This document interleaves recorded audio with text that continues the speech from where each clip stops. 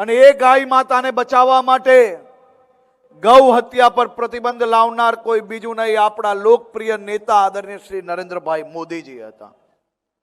અને એ ગૌ હત્યારાઓને એક પછી એક સજા અપાવવાનું કામ આપણી ભૂપેન્દ્રભાઈ પટેલની સરકાર કરે છે.